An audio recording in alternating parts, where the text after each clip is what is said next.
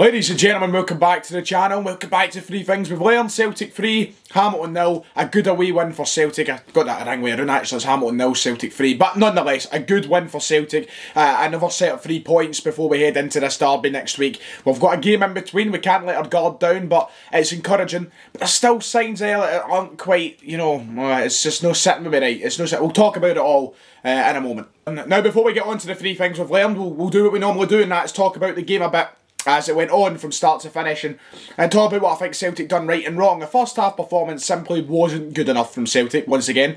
A very similar story to the last time we sat and done a 3 things we learned. First half was just not encouraging. It was very boring to watch. It was just a very flat game, and fair play to Hamilton. One thing I continuously forget to do in these videos a lot of the time is I talk about how bad Celtic can be at points, but I never talk about how good the opposition is at draining the life out of us and such.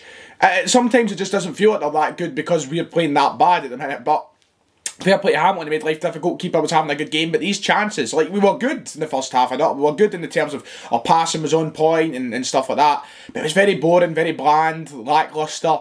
And ultimately, the big thing is those chances that we missed in the first half. We are wasting so many chances.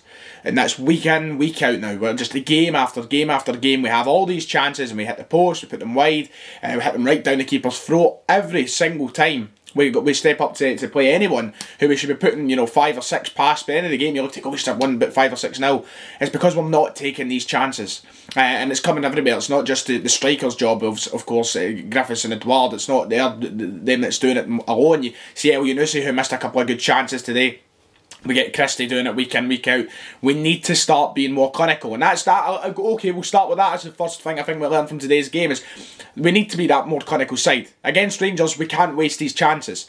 How many chances are we going to get against Rangers realistically at this rate is question number 1. But number 2, what we're going to do when we waste the chances. Because Rangers only need 1 or 2 at the minute. They're scoring for fun. They're playing very good football. And we are needing to basically take whatever we can get by the looks of things. And we need to just start burying these. And it's good that we've got Griffiths back and firing. That's 3 games in a row now. Obviously, he's scored. That's fantastic. If Griffiths is fully fit, he's one of the best players in this country. He's a natural finisher, and I've said it time after time after time. How good a finisher Griffiths is, and for somebody who's been very critical of him, it's good to see him back and scoring. But we need him and Edouard to take chances. Edouard hasn't scored a league goal in open play since the opening game of the season, I think. That's a ridiculous stat. That is shocking. And it just shows the chances that we're wasting this season, and it's coming from everywhere. It's not just any select individual, it's everywhere. But that's a mad statistic, and we need to sort it out. We need to take these chances. If we don't take them next week against Rangers, we'll rue the day. We'll look back and Rangers will have a laugh with it. I'm telling you that for nothing. But start of the game, first half wasn't good enough. For me at half time, I was very disappointed we had to change in the second half. There was still select moments of the first half that I enjoyed. I'm not going to lie and hide away from that.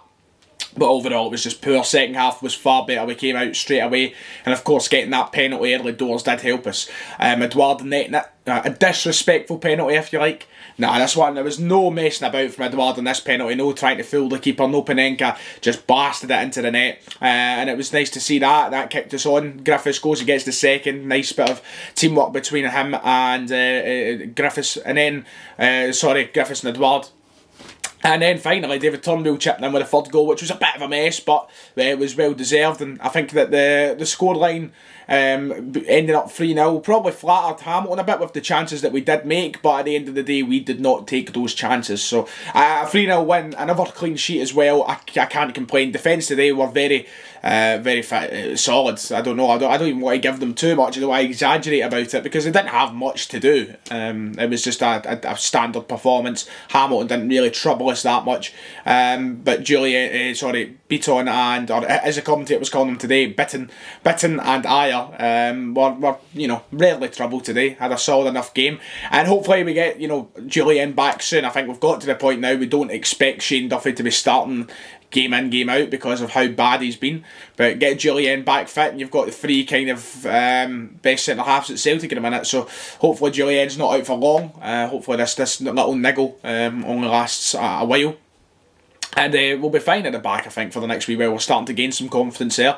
Greg Taylor back in the team as well. I don't think he was amazing today, but it's like today we done really well in the second half. It was a really pleasing performance in the second half to sum it up nicely. And hopefully we carry on and do it on Wednesday night. We need to keep this momentum rolling now. We've had a few good results. We've kept clean sheets too. We just need to keep that ball rolling. And I'll be a lot more confident heading into the game against Rangers than what I would have been only 2 or 3 weeks ago. I'm still not massively confident that we'll get much at Ibrox, if anything. But I'm a lot more confident over the last couple of performances than what I would have been. But in saying that, it is not perfect. That first half today wasn't good enough. There's still cracks there. And we need to pick up on those. Second thing that I think we learned, of course, I touched on the first one earlier on in the video, talking about how we have to be a more clinical side.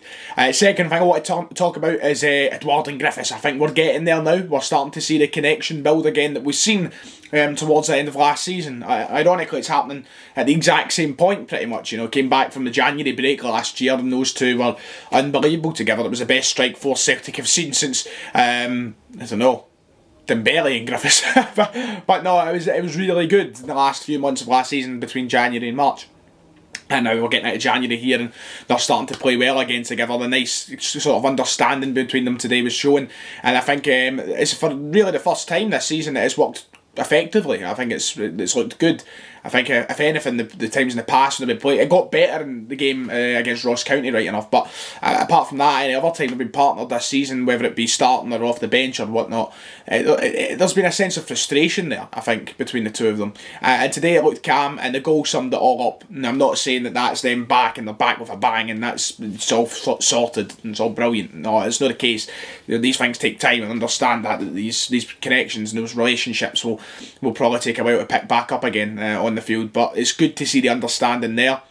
And you seen the reaction after the goal. Both of them very happy, and I think they'll be happy to be playing together. I think ultimately both of them know that the other player makes him a better player. Edouard makes Griffiths a better player, and Griffiths makes Edouard a better player. I think that's evident. Whenever they play with each other, they complement each other really nicely. They're two very contrasting strikers, but they're both very good at what their specialties are. Edouard is more of a he loves to be on the ball, a wee bit of flair. You know what Edouard's like. Now what Griffiths is just an all-out finisher.